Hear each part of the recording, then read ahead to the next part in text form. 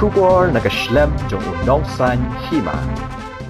Ka Mukla Durbar Pelun, harangkat berkoopes jong Social Forestry Division Jawai. Kilap nelong ya ka jingtung ya ki hitan riding hagi saudong sakun kapung talas kain mentakasngi. Ya ka ni rale kum kadak bandaki ya ka Van Mahotsav or Forest Festival is an annual tree planting festival. Haswa penyesi mentah akan ke jingtung ding ladan ke jingelang lengkat bela penya du hamran Sheila Presiden Mukla Durbar Pelun bat kijing batai sepang kani kasngi do bat skam sana usah hap ka Social Forestry kijing kran lengkat na wailat Miki Sheila MLA Jawai constituency laya Shimbentaru daki MDC ke GHADC bakan top yo ailat boy MDC Mukla YAJR constituency Bright Star Chermang MDC Jawai North constituency Badu Oktomiwat Lamin nominated MDC.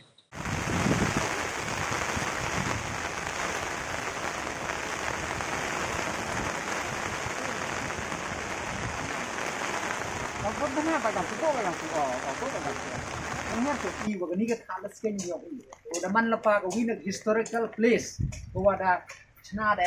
dua rem ni da kamram jong in ko kan kaman upun po kan ken kaman upun miat iga da kani to na wi nak chip tenta dengan ngak chem dan bon nak ni bidin ya to bidin jua bidin go post tu dan ni go miat ya kani ga thau yong i nang go man do attraction wa ni kisi go da wan kam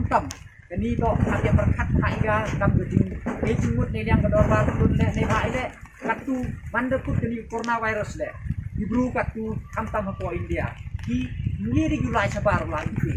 katu ki fokus ki kita ke local tourism MKM ki da kamu thok la di pun pha pun dia di ba katu ibru katu yok di gulai sabar katu kamu explore ki internal apa ke country ki yang apa India ro ni na kita iwa yo punya tengah yang environment kini ke pisang yang kini ke banam sebab mustang untuk kerja soalnya kemudian kaya keperti itu urine nan juga keperti itu saya banam sebab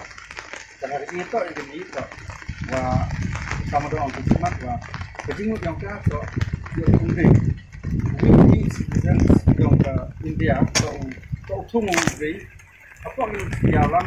yang dia mana sih lah umri yomi itu one day one species one sakti sekian Aku dia tahu organisasi dengan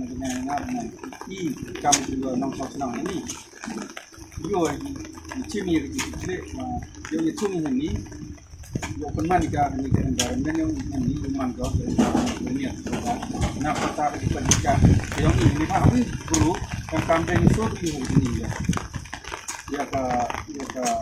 carbon dioxide kalau kita ke ide so big yang kami kata kami ini